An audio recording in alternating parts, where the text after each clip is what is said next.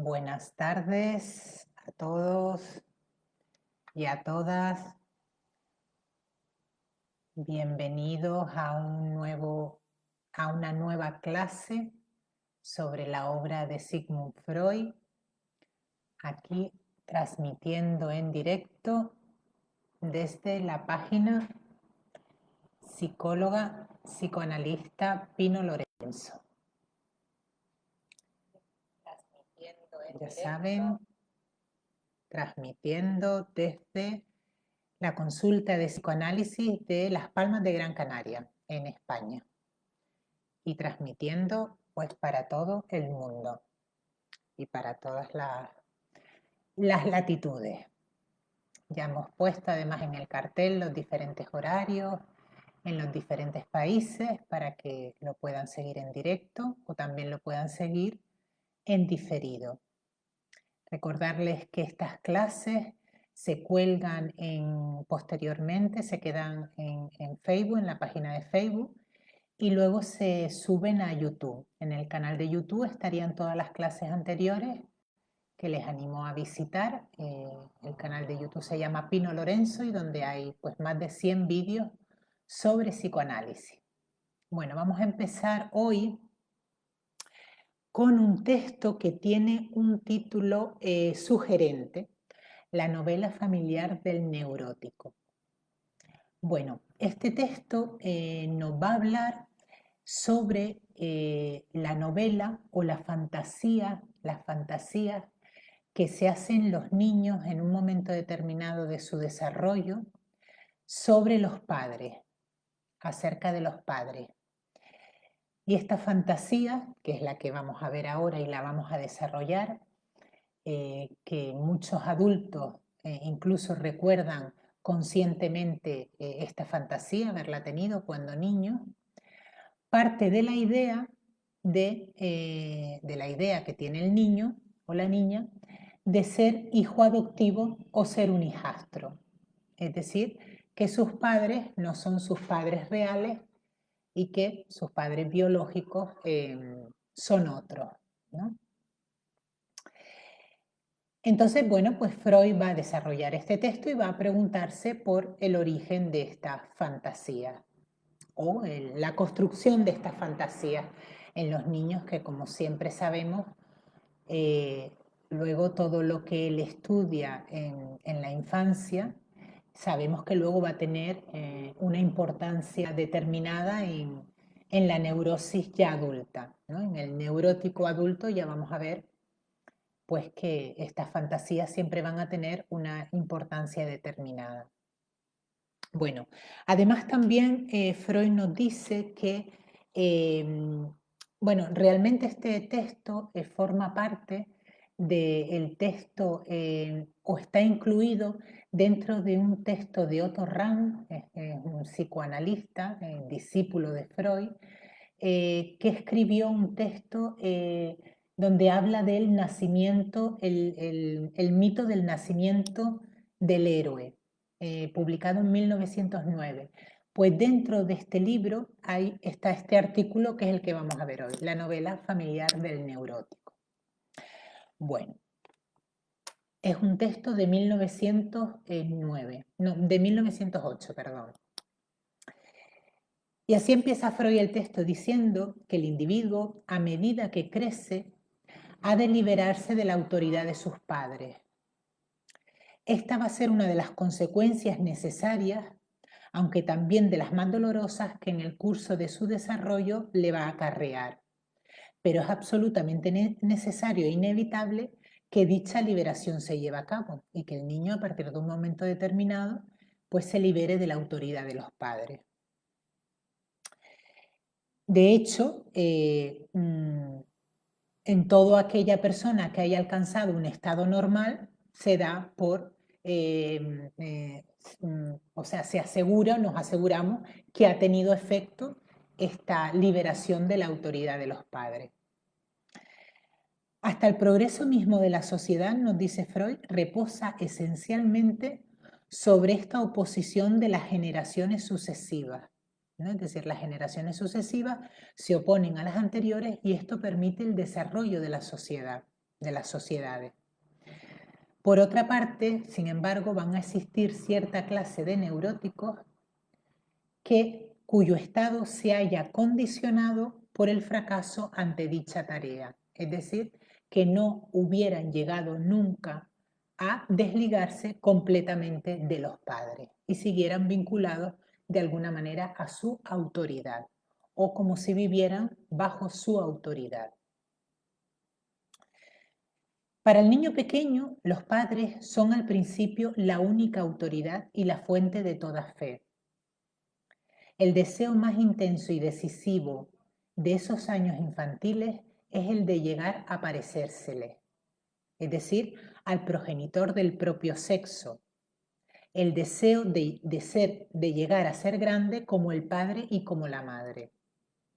Pero a medida que progresa el desarrollo intelectual en el niño, este va descubriendo poco a poco las verdaderas categorías a las que sus padres pertenecen.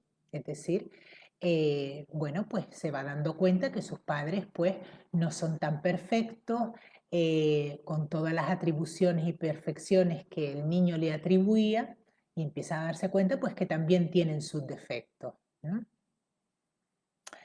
Conoce a otros padres, los compara con los propios y llega así a dudar de las cualidades únicas e incomparables que les había adjudicado. Pequeñas experiencias de su vida infantil que despiertan en él un sentimiento de disconformidad lo incitan entonces a emprender la crítica de los padres y a pensar que otros padres son en muchos sentidos preferibles a los suyos. Hola, buenas tardes, Juan, y bienvenida a estos vídeos. Que otros padres son preferibles a los suyos. Las ocasiones que los motivan tienen casi siempre por tema evidente el sentimiento de ser despreciado. Son frecuentísimas, nos dice Freud, las ocasiones en el que el niño puede o bien ser despreciado por sus padres, despreciado en el sentido de no ser atendido, por ejemplo. Piensen que en este momento el niño demanda, solicita, pide la atención plena y constante de los padres. Entonces puede haber un desprecio real por parte de los padres o puede el niño sentirse despreciado, ¿no? Nos dice, son frecuentísimas las oportunidades en las cuales el niño siente que no recibe el amor pleno de los padres, o bien que sus padres tienen que compartir el amor con él, con sus hermanitos, ¿no? La sensación de que su propio afecto no es plenamente retribuido, o sea, no es plenamente compartido hacia él, se desahoga entonces en la idea, a menudo conscientemente recordada desde la más temprana infancia, de ser un hijastro o un hijo adoptivo. ¿Vale? Estos padres no son mis padres verdaderos, mis padres verdaderos son otros. Numerosas personas que no han llegado a la neurosis recuerdan a menudo estas ideas o haber tenido estas ideas en la infancia, influidos generalmente por alguna lectura que realizaron, de tal manera que interpretaron así las actitudes hostiles de sus padres y reaccionaron en consecuencia, ¿no? Pensaron, si mis padres no demuestran el amor que yo necesito de ellos y me desprecian, debe ser porque no son mis padres biológicos, sino que yo soy un hijo adoptivo. Ya aquí se va a evidenciar, nos dice Freud, la influencia del sexo. Y así el varón se inclina mucho más que la niña a desplegar impulsos hostiles contra el padre que contra la madre, ¿no? Y también tiende a libertarse de la autoridad del padre más que de la madre, ¿no? Estaría más dirigido hacia el padre en la hostilidad. Sería una fantasía de carácter hostil, esta de la que estamos hablando, ¿vale?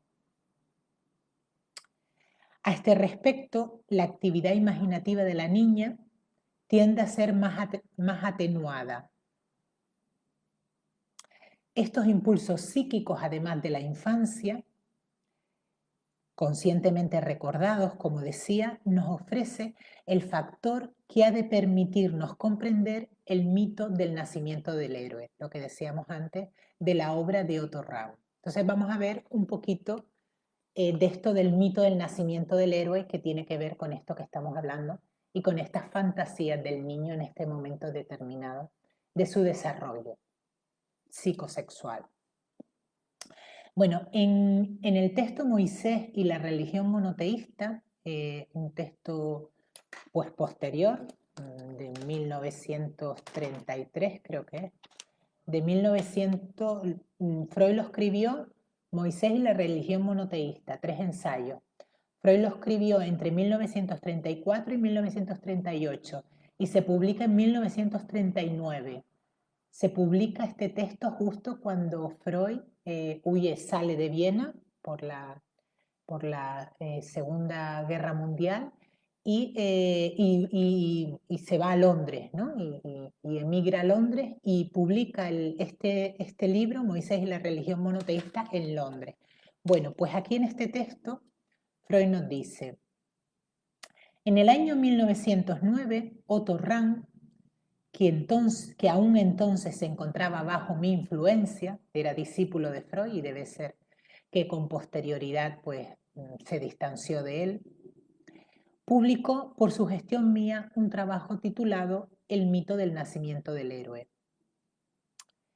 Trátase allí del hecho de que casi todos los pueblos civilizados importantes ensalzaron precozmente, en creaciones poéticas y leyendas, a sus héroes, reyes y príncipes legendarios, a los fundadores de sus religiones, de sus dinastías, imperios y ciudades, en suma, a sus héroes nacionales.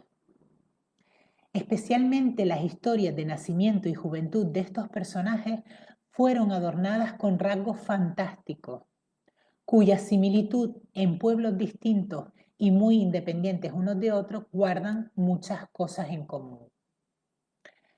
Bueno, pues algunas de estas cosas que guardan en común estos mitos o el origen del nacimiento y la juventud de estos héroes o de estos personajes históricos son los siguientes puntos en común. El héroe casi siempre es hijo de ilustrísimos padres, casi siempre eran hijos de reyes.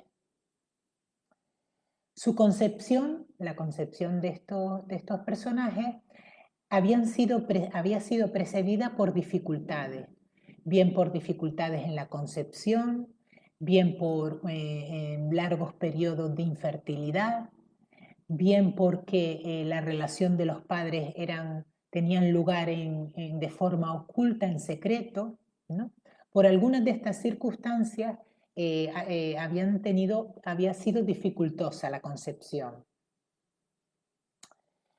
Durante el embarazo, además, o incluso antes del embarazo, había un oráculo había un anuncio sobre el próximo nacimiento en forma de sueño oráculo, donde predecía pues que ese niño que iba a nacer iba a traer o bien desgracias para el pueblo de donde era este personaje histórico, o bien que iba a dar muerte a su padre, ¿no? Generalmente esta fantasía sobre todo estaba dirigida o de carácter hostil hacia el padre sobre todo, ¿no? Generalmente en el mito aparece como que el padre o parece, en el oráculo aparece como que este niño que iba a nacer iba a dar de alguna manera muerte al padre. Entonces el recién nacido es condenado, casi siempre, como decía ahora, por el padre o por el personaje que representa al padre, a ser muerto abandonado en las aguas normalmente de un río que era además pues depositado en una caja y abandonado en las aguas del río. Este niño era encontrado normalmente por una familia, por pastores o por una familia humilde, o a veces incluso era encontrado por animales que lo criaban, la hembra del animal lo amamantaba o si eran una mujer, pues siempre era una mujer de una baja alcurnia, ¿no? De clases sociales bajas, que lo criaban y lo educaban, ¿no? Ya hombre, este niño volvía a dar con sus nobles padres, ¿no? De forma casual se enteraba sobre su regio origen y daba con sus padres con sus padres reales y se vengaba de su padre dándole muerte y siendo además así reconocido por su grandeza y gloria, ¿no? Estas podríamos decir que son las fases por las que pasa el mito del nacimiento del héroe que comparten muchos personajes históricos. Bueno, pues siguiendo con nuestra novela familiar del neurótico. Y como decía antes, este mito del nacimiento del héroe tiene que ver con esto que estamos hablando, con esta idea o fantasías infantiles donde el niño tiene la idea o tiene la sospecha o tiene la fantasía de ser hijo adoptivo, de que sus padres no son sus padres reales. Vale.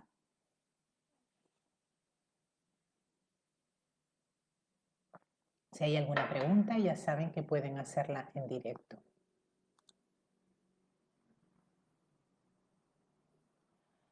Vale, nos dice Freud algo muy interesante. Nos dice, este incipiente extrañamiento de los padres, que puede designarse como novela familiar del neurótico, continúa luego con una fase evolutiva que no se suele ya recordar. Hacia la época generalmente prepúber, es decir, antes de la pubertad, en torno a los 7, 8, 9 años de vida, el niño empieza a tener una actividad imaginativa, a tener sueños diurnos, ¿no? Empieza la actividad imaginativa del niño. Y entonces en esa actividad imaginativa se dedica a liberarse de los padres reales, menospreciándolos y reemplazándolos por otros más encumbrados, ¿no? Que pertenecen, por ejemplo, a clases sociales más elevadas. Cualquier oportunidad de la vida real que le permita al niño tener relación con otros padres que sean más encumbrados que los propios, van a despertar la envidia del niño para que luego él desarrolle estas fantasías, ¿no? Estas fantasías de sustitución de unos padres por otros, ¿no? Fantasía, como decimos, de carácter hostil. Luego vamos a ver que aunque la fantasía tome la apariencia de carácter hostil, en el fondo no es más que una fantasía donde el niño realmente, más que hostilidad a los padres, lo que hace es ensalzarlos. Luego vamos a explicar esto, ¿vale? Pero de entrada es una fantasía hostil. Así, por ejemplo, experiencias que puede tener el niño reales, como los encuentros con el Señor, nos dice Freud, ¿no? En este momento en el que escribe este texto. Dice, como los encuentros con el señor feudal o el terrateniente si vive en el campo, o con algún dignatario o aristócrata si vive en la ciudad, van a despertar la envidia del niño, ¿no? Y el deseo de querer reemplazar a sus padres, que va a culminar en el desarrollo de esta fantasía o de esta novela, podríamos decir, ¿no? Vale. Claro, poco tiempo después, cuando el niño empieza ya a conocer las vicisitudes entre las relaciones sexuales entre su padre y su madre, ¿no? Cuando conoce, empieza a descubrir de dónde vienen los niños y por tanto de dónde viene él, entonces empieza a darse cuenta que la madre es cierta, ¿no? Sobre la madre biológica no hay duda, pero el padre, como dice esa expresión, lo será o no, ¿no? Aparece, aparece toda esta duda en el niño cuando hace este descubrimiento sexual, ¿no? Entonces ya en esta segunda fase de la novela familiar, que es una fase ya sexual, la anterior fase era una fase asexual, ya el niño empieza a tener fantasías donde, ¿no? Va a sumar a las fantasías que tenía anteriormente de reemplazar a los padres, ahora va a sumar fantasías más eróticas, concretamente con respecto a la madre, que va a ser un objeto de gran curiosidad sexual para el niño, donde la madre le es infiel, por ejemplo, le es infiel al padre y lo ha tenido a él o a sus hermanitos fruto de su relación con otros hombres, ¿no? Incluso una variación de esta novela o de esta fantasía puede llegar a ser que él, si es hijo legítimo de su padre y de su madre, pero tantos hermanos como tenga, va a fantasear con relaciones de infidelidad, ¿no? Que la madre ha tenido con tantos padres como hermanos tenga, ¿no? Y que por lo tanto van a ser hijos ilegítimos. Y él solo sería legítimo, ¿no? Es decir, si tiene 3 hermanos, pues fantasea que la madre ha tenido relaciones ocultas, relaciones secretas, infieles con otros hombres, ¿no? Y nos dice Freud una cosa curiosa para los que son los menores de las fratrías, esto es interesante. Dice que los hermanos menores son los que más particularmente tienden a utilizar estas creaciones imaginativas para privar a los hermanos mayores de sus privilegios, ¿no? Nos dice, igual que sucede en las intrigas históricas. Dice, y a menudo no vacilan lo que estaba comentando, ¿no? En adjudicar a la madre tantas relaciones amorosas ficticias como competidores fraternos encuentran, ¿no? De esta manera es una manera de desquitarse de su posición en la fratría y quitar los privilegios a sus hermanos. Si mis hermanos no son hijos legítimos y yo únicamente soy hijo legítimo, yo tendré todos los privilegios de un hijo legítimo, ¿no? Vale.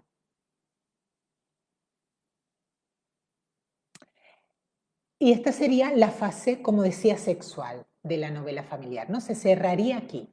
Una fase asexual, primera fase asexual, donde el niño fantasea con la sustitución y el reemplazo de sus padres por otros padres más encumbrados.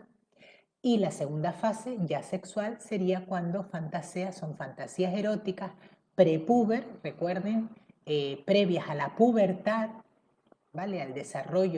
A su desarrollo ya sexual definitivo, donde las fantasías tienen pues esta connotación sexual donde atribuye a su madre diferentes parejas eróticas, ¿no? Entonces Freud nos dice, bueno, a quien escuche o lea esto le puede producir le puede producir horror, no error, le puede producir horror pensar que el niño pues tenga estas fantasías tan hostiles, tanto hacia el padre como hacia la madre, ¿no? También hacia la madre en el sentido de esta liviandad o de esta infidelidad de la madre, ¿no? De esta actitud tan desprestigiada de la madre, ¿no? Pero nos dice Freud, pero esto es un engaño realmente, porque aunque las fantasías toman la apariencia hostil, en el fondo lo que las fantasías vienen es a ensalzar a los padres, pero concretamente a ensalzar a aquellos padres de la primera época de la infancia que todavía el niño no había de la que todavía el niño no se había decepcionado, ¿no? Los padres de la primera infancia son los padres totipotentes a los cuales los niños atribuían todo el poder y toda la autoridad. Entonces, el niño con estas fantasías es como si vinieran no tanto a sustituir a los padres actuales, los que pues ya no son tan perfectos, los que pues tienen sus defectos, ¿no? Vendrían a sustituirlo no tanto por otros padres, sino por sus padres esos mismos padres, solo que en aquella etapa infantil donde todavía poseían todo tipo de atributos, ¿no?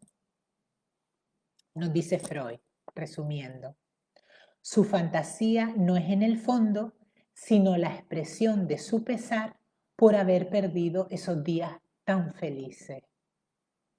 Así, en estas fantasías vuelve a recuperar su plena vigencia la sobrevaloración que caracteriza los primeros años de la infancia, ¿no? Es como si el niño con esta fantasía volviera a tener a aquellos padres, ¿no? La fantasía, debemos decir que las fantasías o sueños diurnos, igual que los sueños nocturnos, son realizaciones de deseo, ¿vale? Lo que hay en juego en una fantasía o sueño diurno es un deseo, la realización de un deseo.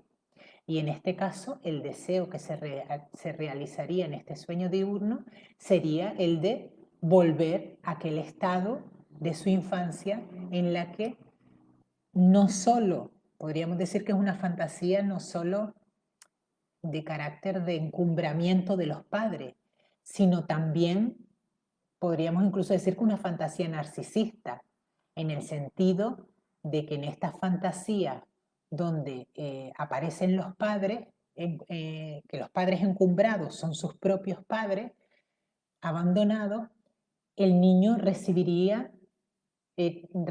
todo tipo de amores, de afectos y de atenciones, ¿no? Que luego, en el curso de su desarrollo, el niño va descubriendo pues que es uno más entre hermanos, que su madre, que su padre, pues además de a él o a sus hermanos, pues tienen también otros intereses, tienen ¿no? Otras motivaciones y no le prestan toda la atención que el niño siempre reclama para sí, ¿no? Entonces, podríamos decir también que es una fantasía también de origen narcisista, ¿no? Esta fantasía. Entonces nos dice Freud, con esto terminaríamos la clase de hoy, el texto de hoy, nos dice que el estudio de los sueños ofrece una interesante contribución a dicho tema, pues su interpretación enseña que incluso en años avanzados, en años ya de la edad adulta del sujeto, cuando en un sueño aparecen las figuras encumbradas del emperador y la emperatriz, del rey y la reina, ellas representan siempre al padre y a la madre del soñante, donde la sobrevaloración infantil de aquella etapa toma ahora en el sueño la representación en forma de emperatriz o emperador o rey o reina, toma esta forma en el sueño adulto. Pero la interpretación o el significado entonces que tendría es que en ese sueño, en este caso ya sí nocturno, el niño vendría a volver o se vendría a realizar el deseo de volver a revivir aquellos momentos de su infancia en la que sus padres eran eh, los, las máximas autoridades y sus máximos amores, podríamos decir, ¿no? Y bueno, un poco con este resumen o este pequeño resumen al final del texto, en cuanto a la significación de la fantasía, terminaría el texto de hoy. Claro, si llevamos esto a lo que hablamos antes del mito del nacimiento del héroe, veríamos que en el mito del nacimiento del héroe realmente estaría la familia real, ¿no? Podríamos explicar ya el mito del nacimiento del héroe por lo que acabamos de ver, por la novela familiar del neurótico. Estaría la familia real, la familia real verdadera, es decir, que procedería de la realeza, la familia de origen, y luego estaría la familia humilde que lo encuentra y que lo cría. Y realmente estas dos familias vendrían a representar las dos familias que anidan en cada sujeto. La familia real y biológica, que sería la familia que cada uno de nosotros tuvimos en esos primeros años de vida, que era la familia encumbrada y que tenía todas las virtudes y todas las totipotencias, y luego la segunda familia del mito que lo cría al niño que ha sido abandonado, eh, sería la familia que luego, a ver cómo lo digo, perdón, sería luego la familia que la verdadera, la del presente. Es decir, que las dos familias serían, aunque en el mito y en la novela aparecen como familias diferentes, serían la misma familia. Una sería la que representaría los primeros años de la infancia y la otra sería la que representaría posteriores años de la infancia, donde ya los padres caen como figuras encumbradas. Con lo cual, el mito del nacimiento del héroe vendría a representar estas dos familias. Es interesante porque en el texto que les invito a todos a leerlo, ¿no? Tanto el, tanto el texto de la novela familiar del neurótico, que es un texto bastante cortito, como Moisés y la religión monoteísta, ¿no? En Moisés y la religión monoteísta nos dice que, bueno, pues que hay muchísimos personajes históricos que se pueden explicar conforme al mito del nacimiento del héroe, ¿no? Ciro y Rómulo, Edipo, Carna, París, Télefos, Perseo, Heracles, Gilgamesh, Anfión, Cetos, ¿no? Hay muchos personajes históricos que fueron héroes, que fueron considerados en sus pueblos de origen héroes nacionales que responden al mito o que en su nacimiento se encuentra esta leyenda conforme a los pasos que dimos antes, ¿no? Y entonces, en el estudio que Freud hace de, de Moisés y la religión monoteísta, en este texto, en esta obra de Freud, muy, muy interesante, ¿no? Compleja, pero muy interesante. Freud nos viene a decir que el mito de Moisés, el mito del nacimiento de Moisés, que también es abandonado en un río al nacer y también es recogido por otra familia que lo cría, otra familia distinta a la de origen que lo cría. Sin embargo, la, el, mm, perdón, la escena o la escena, eh, sí, la escena cambiaría, ¿no? Porque en el caso de Moisés, la primera familia no sería la encumbrada. En la leyenda de Moisés, su familia de origen era una familia humilde y luego es rescatado por una familia real, con lo cual en el mito de Moisés estaría cambiado el origen de la familia. Y bueno, en el desarrollo de este texto, Freud nos va a explicar también por qué esto es así, ¿no? Por eso les digo, si les interesa este tema, lo pueden leer ahí, ¿no? Pero bueno, justo nos viene a decir que las familias están cambiadas, ¿no? Que primero es la humilde y luego es rescatado por una familia real, al contrario del resto de personajes históricos. Bueno, no sé si hay alguna pregunta, alguna sugerencia, algún comentario que quieran hacer y así podemos.